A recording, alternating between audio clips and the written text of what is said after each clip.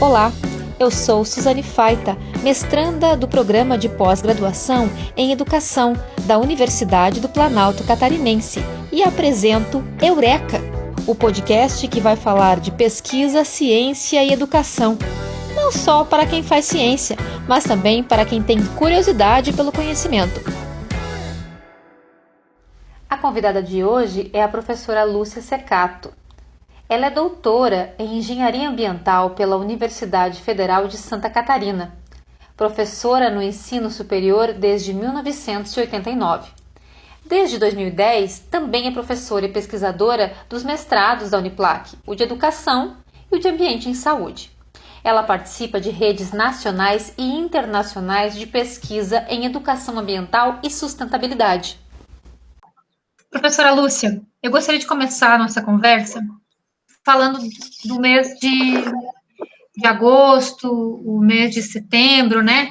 Os meses de queimadas no Brasil.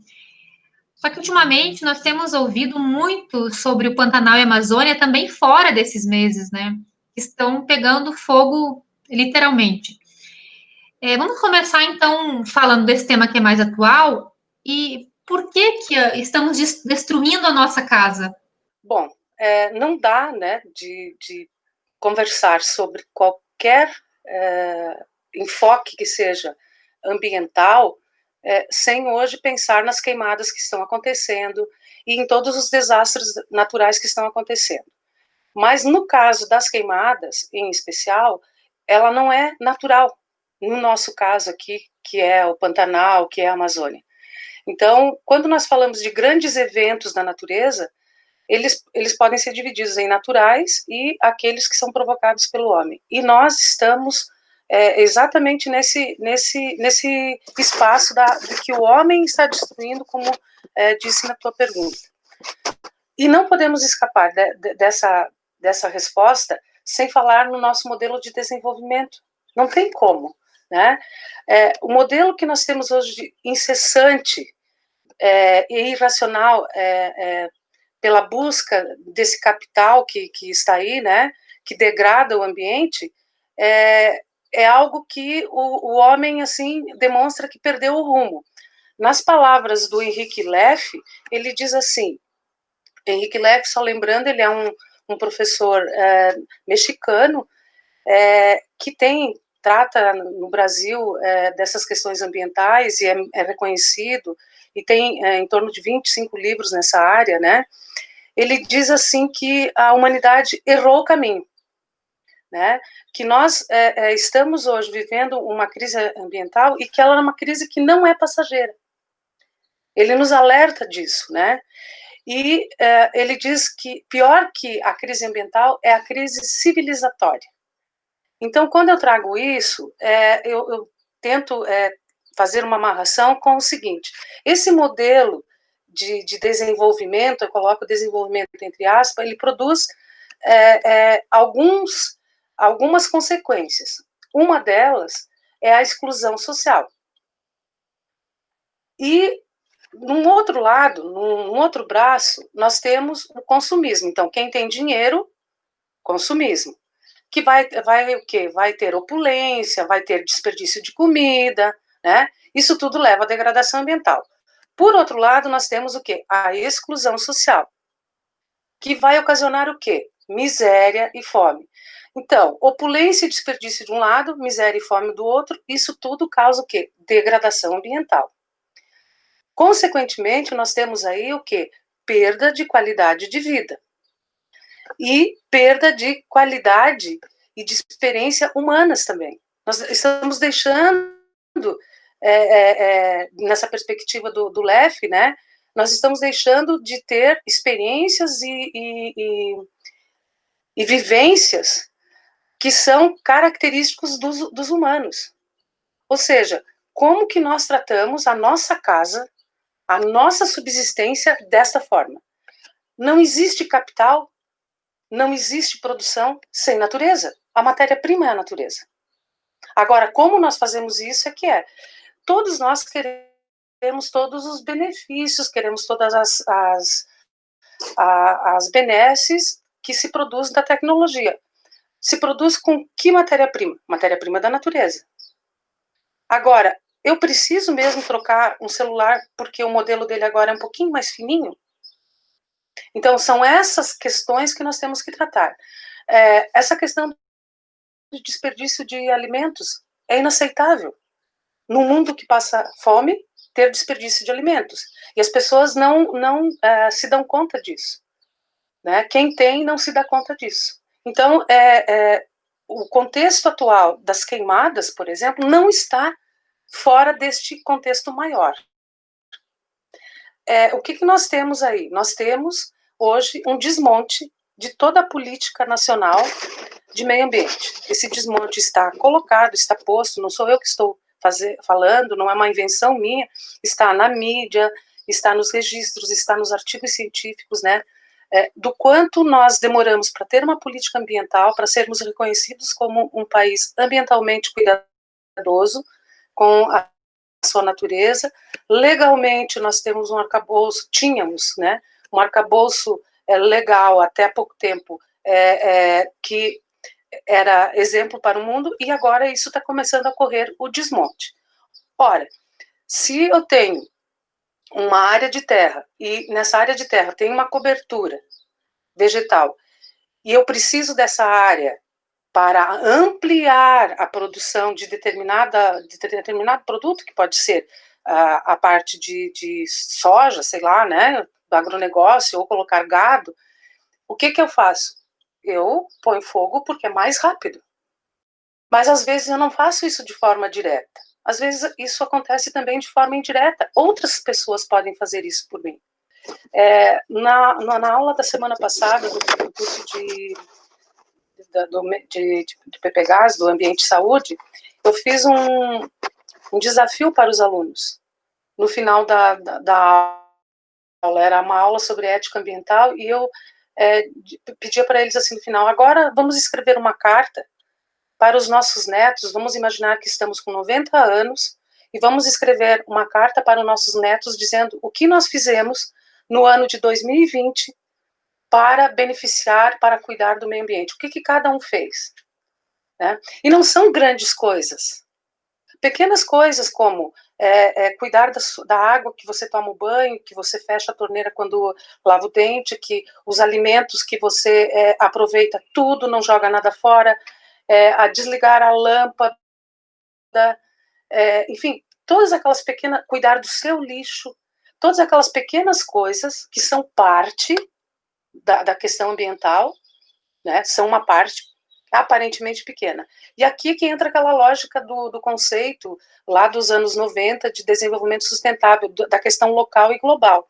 Eu não vou resolver o problema global, eu vou resolver o meu problema, eu resolvo o problema dentro da minha casa, daí na minha rua, no meu bairro, na minha cidade, e isso vai resolvendo do local para o global, é a relação das partes com o todo e do todo com as partes. Eu não sei se ficou clara essa resposta. Sim, professora.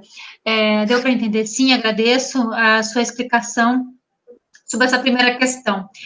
Agora, para a gente continuar, a sua área é educação ambiental.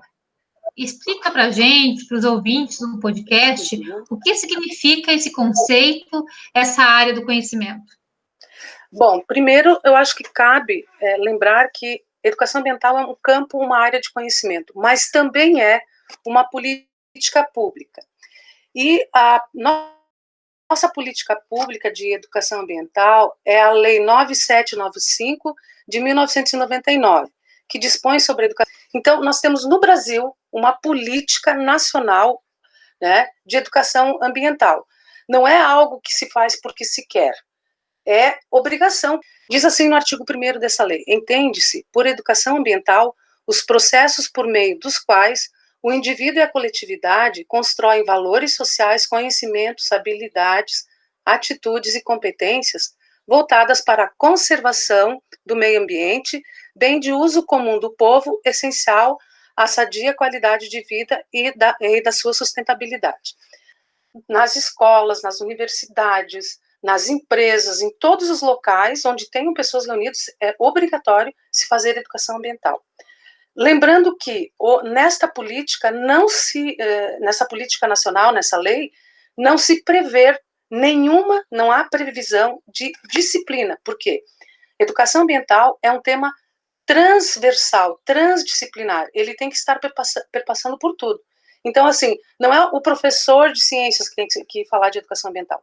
Todos os professores, todas as disciplinas, todas as áreas do conhecimento deverão trabalhar a educação ambiental. Então, ela é uma política pública que existe desde 99, que era uma grande diretoria, um status de diretoria com espaço de discussão no país inteiro, e ela foi relegada com as novas normas e políticas do atual governo a uma divisãozinha dentro do Ministério do Turismo.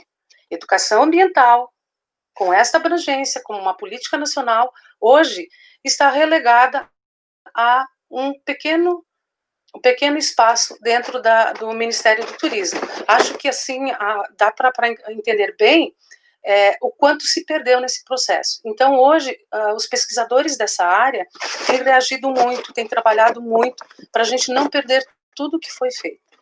E não estou discutindo aqui as tendências, as abordagens pedagógicas, não é isso que importa. Se um é mais crítico, se o outro é mais pragmático, mais conservacionista, né, que são algumas tendências pedagógicas, não é essa a discussão. Isso existe em todas as áreas do conhecimento, essas diferenças, enfim. Mas o grande problema é que a educação ambiental, que vinha sendo construída de uma forma muito forte, realmente sofreu um baque muito grande agora. Ela é um movimento social, isso também é importante dizer, por isso que a gente fala da educação ambiental não formal. Ela faz parte dos movimentos sociais também.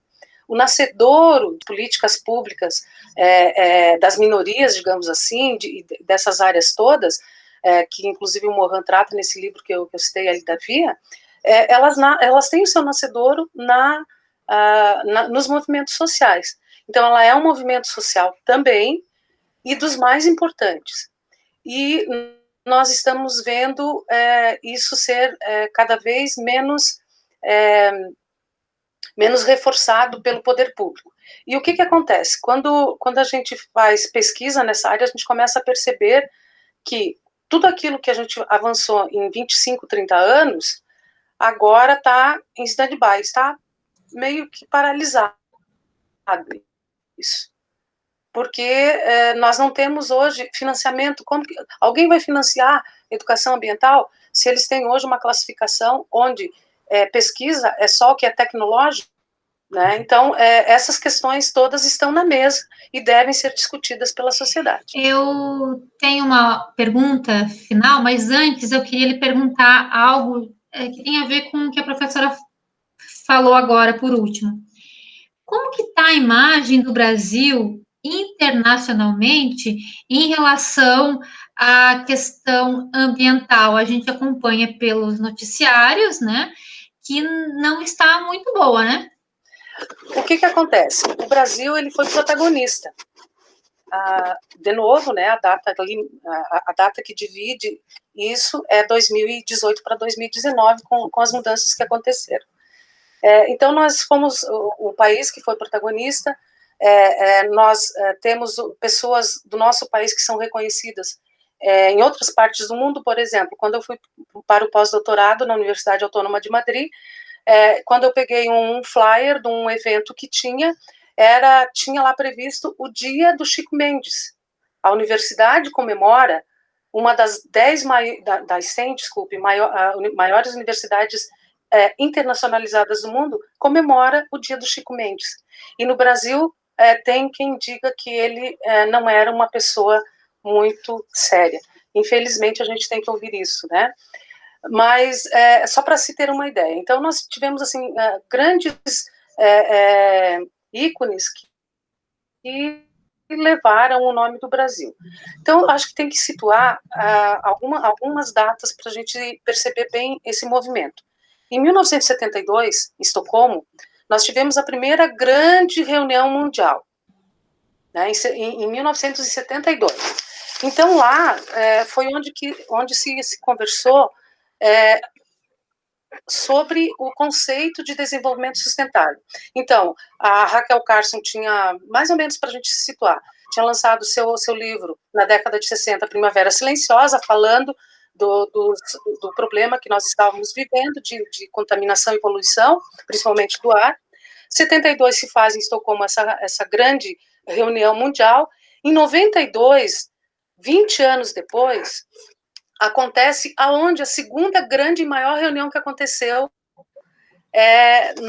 no mundo sobre isso, no Rio de Janeiro.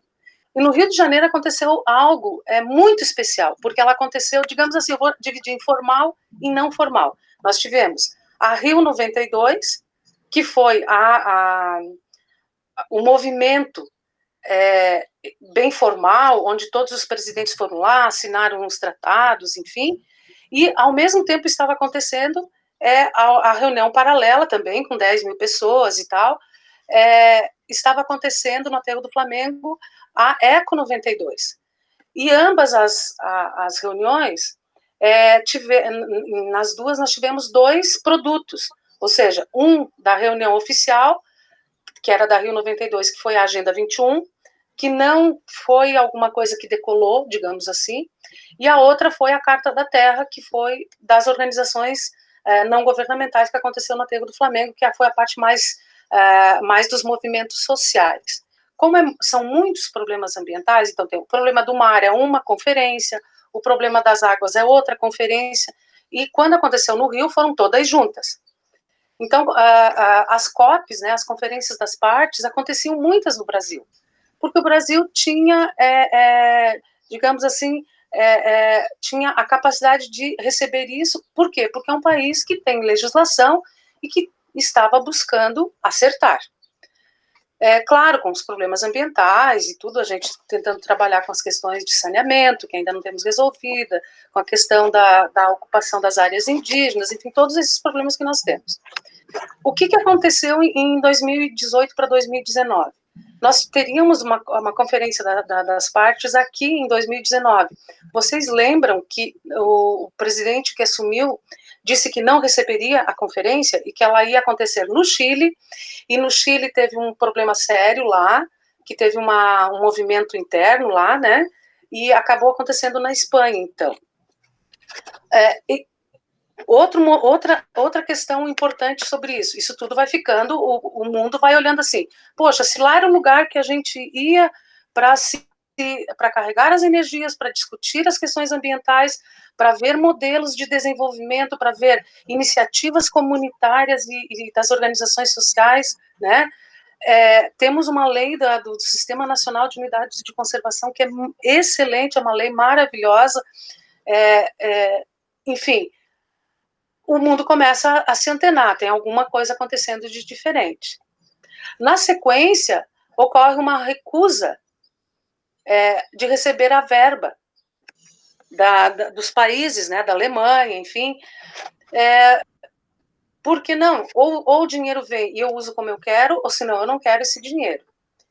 E aí começa todo o desmonte. A própria escolha do ministro da pasta, né, que era uma pessoa com muitos problemas já em São Paulo como secretário.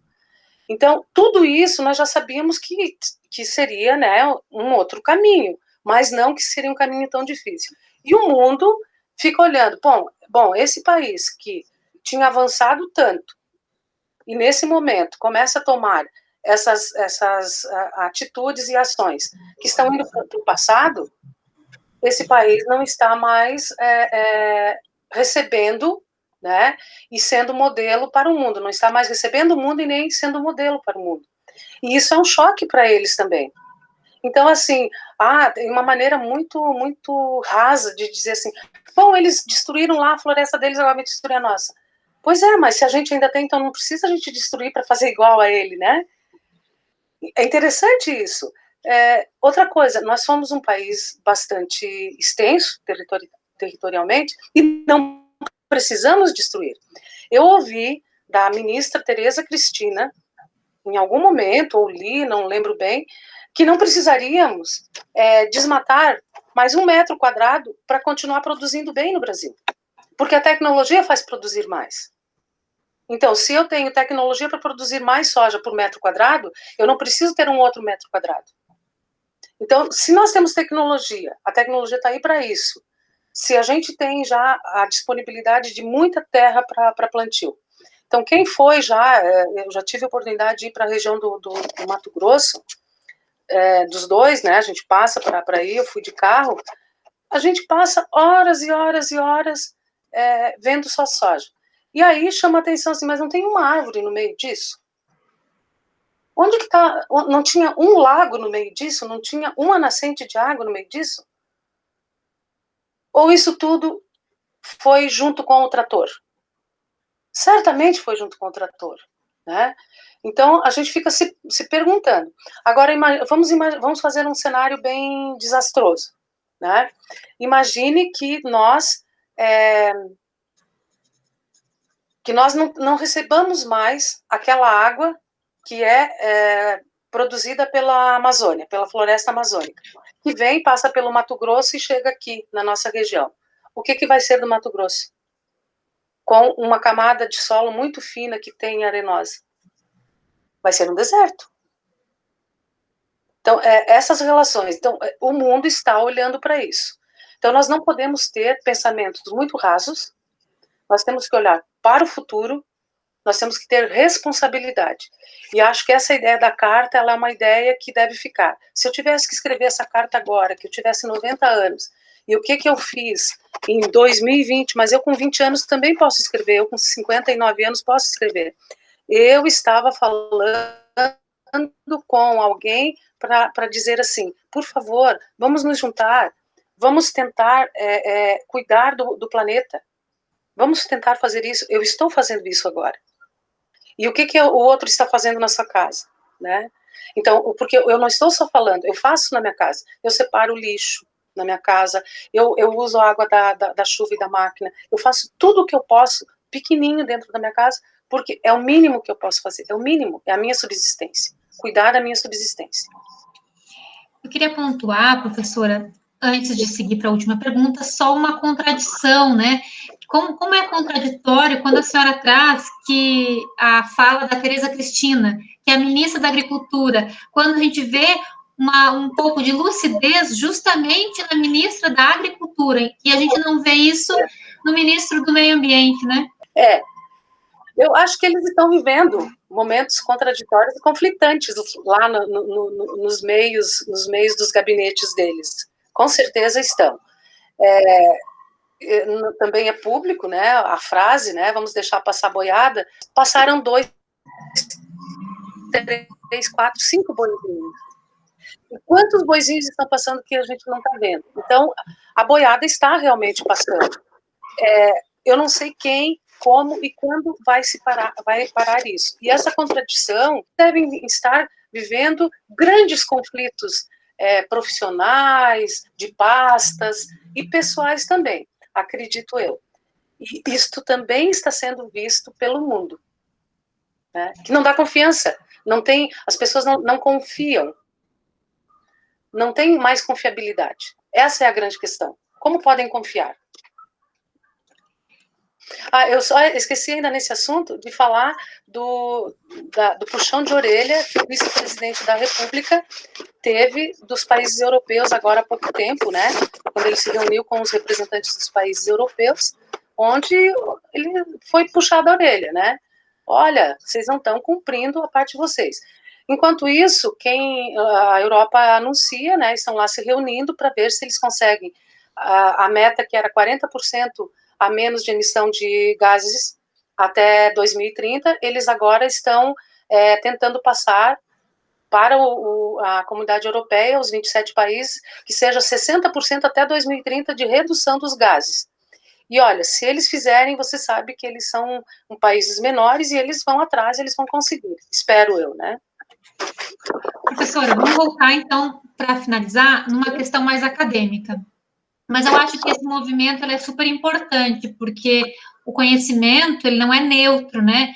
Então, a gente precisa pontuar e ele faz conexões com o que a gente está vivendo, com a realidade, né?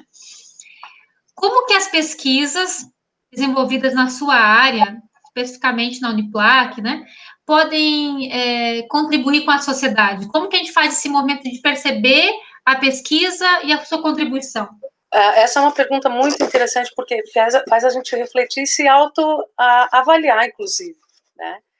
Eu vou te responder inicialmente com duas palavras, e que daí eu vou tentar desdobrar rapidinho.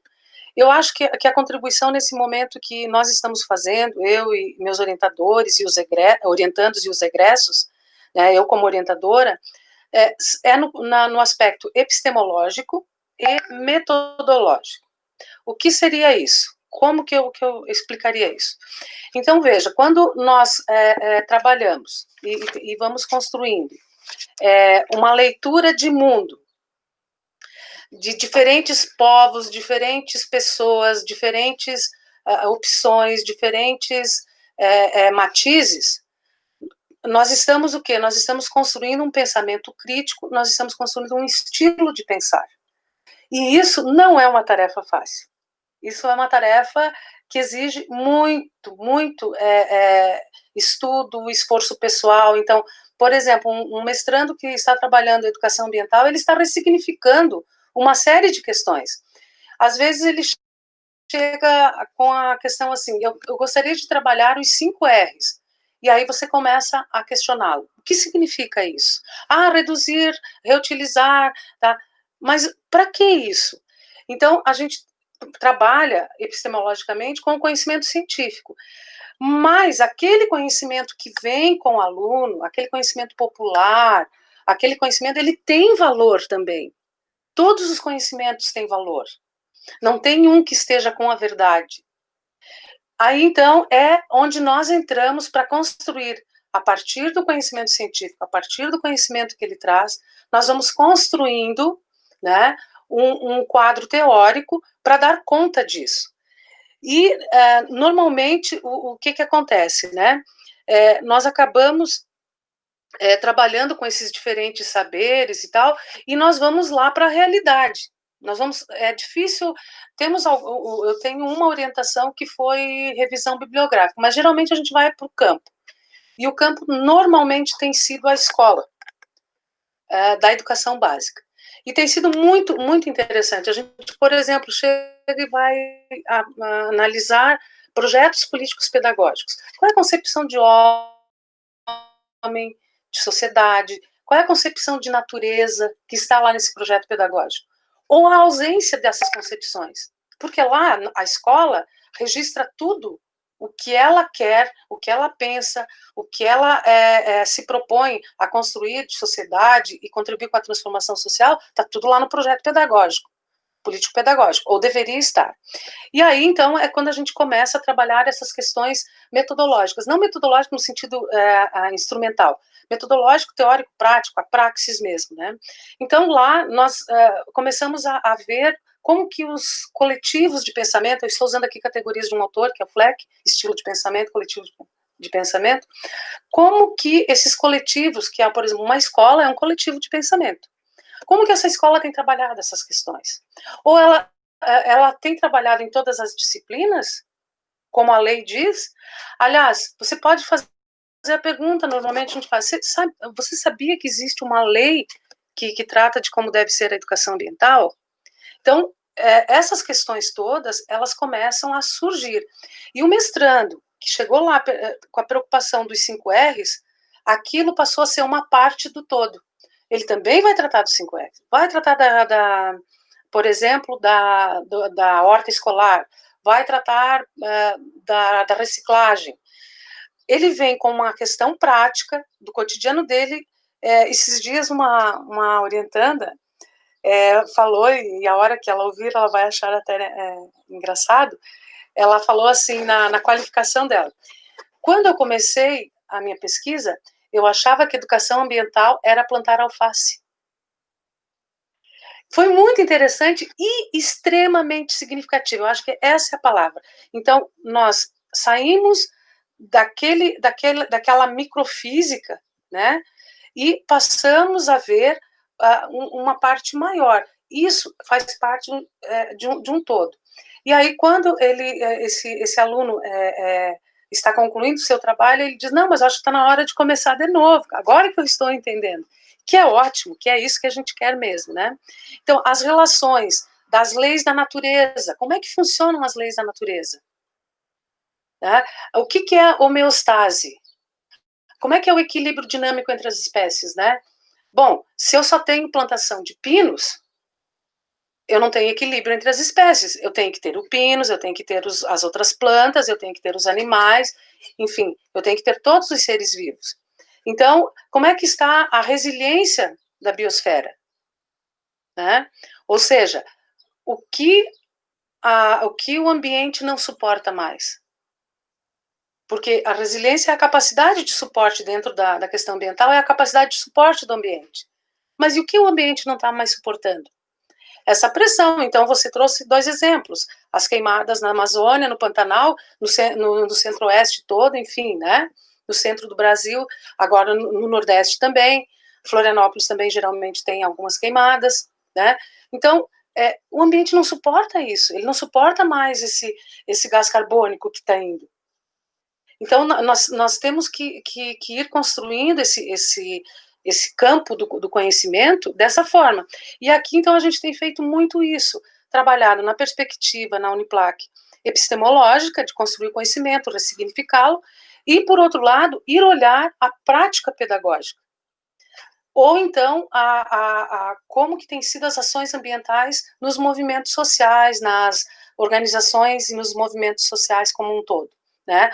Nas empresas também, a gente fez muito trabalho aqui, né, em empresas, porque eles tinham programas de educação ambiental, tem programas excelentes, né, de educação ambiental em nível empresarial, que não é para só escrever lá no relatório de responsabilidade social, mas nós também temos muitas empresas que ainda estão neste velho modelo, um modelo antigo, onde eu vou fazer alguma coisa, uma ação, para colocar lá no final do meu relatório.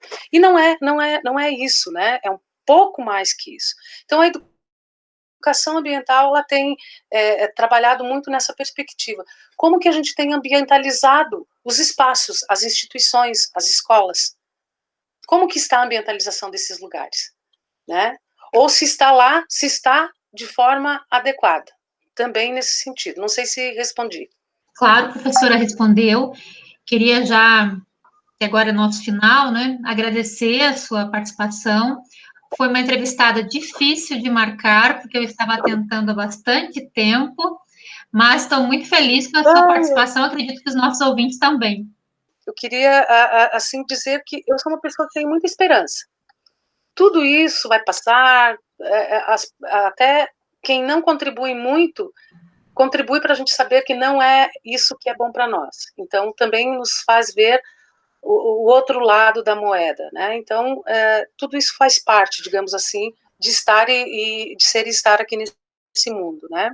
E eu gostaria de dizer que nós temos que procurar nos educar e nos construir, né, para sermos parte da solução.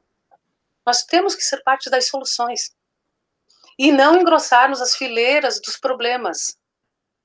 Então, cada um de nós tem que fazer esse é um chavão, mas é um chavão que ele é muito importante, é fazer a sua parte mesmo. Então, vamos engrossar a fila da solução, e não a fila dos problemas, em todos os campos e âmbitos das nossas vidas, seja ele desde das questões econômicas, a questão ambiental, as questões sociais, políticas, enfim, porque nós somos seres políticos, e nós temos que resolver isso, né? Lembrando que político não significa ser político partidário, nós somos seres políticos porque nós somos seres críticos. E eu quero lembrar este conceito de educação ambiental que em 2007 eu escrevi, né? Que a educação ambiental, ela pode ser formal e não formal. São processos de praxis educativa que tem por finalidade a construção de valores, atitudes, conceitos, habilidades, normas e saberes, práticas partilhadas para a formação de um estilo de pensamento que contribua para a cidadania ambiental. Eu queria terminar com isso. Vamos construir a nossa cidadania ambiental. Obrigada. Obrigada, professora. E agora o momento A Coruja Quer Saber. A nossa convidada é a graduanda de Ciências Biológicas, Ana Flávia. Ela que vai falar sobre a dica da professora Lúcia Secato. Olá, sou Ana Flávia. Atualmente estou no segundo semestre do curso de graduação em Ciências Biológicas na Universidade de Chapecó. Irei comentar sobre a dica da professora Lúcia Secato do livro A Via para o Futuro da Humanidade. Então, falando um pouco sobre o autor, Edgar Morin nasceu em Paris em 1921. É sociólogo, filósofo, formado em Direito, História, Geografia, realizou estudos em Filosofia, Sociologia, Epistemologia e é considerado um filósofo da complexidade por ser um dos pensadores mais importantes do século XX e XXI, contribuindo sempre em análises da complexidade do pensamento e na quebra de paradigmas de toda a academia científica, por exemplo, na biologia, na ecologia, na sociologia, política e principalmente na educação.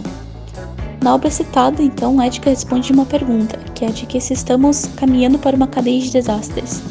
E a fim de responder essa questão, ele divide o livro em 4 análises críticas, que seriam a regeneração das relações sociais, as bases da democracia cognitiva, da reforma da educação e da formação de intelectuais, os problemas cotidianos e as reformas morais necessárias. Eu não tive a oportunidade de ler esse livro, mas iniciei a leitura de um outro livro do Edgar, que é A Ciência e Consciência, onde ele fala em viés mais epistemológicos de que as ciências não possuem verdades verdadeiras e de como não possuem consciência de como afeta a sociedade. Ele cita que a situação do papel da ciência vem mudando radicalmente desde o século XVII e que os cientistas eram, ao mesmo tempo, filósofos e pesquisadores, visto que a ciência que conhecemos hoje se fez na base de determinismo, de achismos e de teorias refutadas, teorias comprovadas, além de ter uma visão mais periférica, né? E hoje a ciência, ao invés de servir à sociedade, se relaciona quase que unicamente no investimento no poder. E quanto mais há a evolução da ciência, mais progride a ignorância por parte das pessoas, que deixam de pensar conscientemente porque, de certa forma, deixam a pesquisa e o raciocínio aos cientistas. Mas alguns problemas éticos e morais da ciência contemporânea mostram que a ciência feita atualmente não tem consciência para o benefício da sociedade, mas sempre mostra interesse capitalista, pessoal, político por trás, em vista que os próprios cientistas não têm poder sobre a ciência e esse poder fica nas mãos de grupos econômicos e estatais. Além disso, o que mais se interpreta do livro é que o crescimento do conhecimento científico é composto por um crescimento tanto do saber quanto de transformações e quebra de teorias em serviço da sociedade ao longo da história. E uma frase que eu gostei bastante e que, na minha opinião, resume pelo menos a primeira parte desse livro é que o conhecimento científico é um conhecimento que não se conhece. Recomendo fazer essa leitura dos 2 livros, pesquisar sobre o autor, ele tem muitas obras muito boas. A escrita demanda um pouco mais de tempo para a interpretação de cada parágrafo, porém, além de ser intrigante, te faz ter um ponto de vista muito diferente sobre o que molda a sociedade hoje em dia. Enfim, grata pela participação. Se você tem sugestões ou críticas, entre em contato com a gente. Manda um e-mail para eurekappge@gmail.com.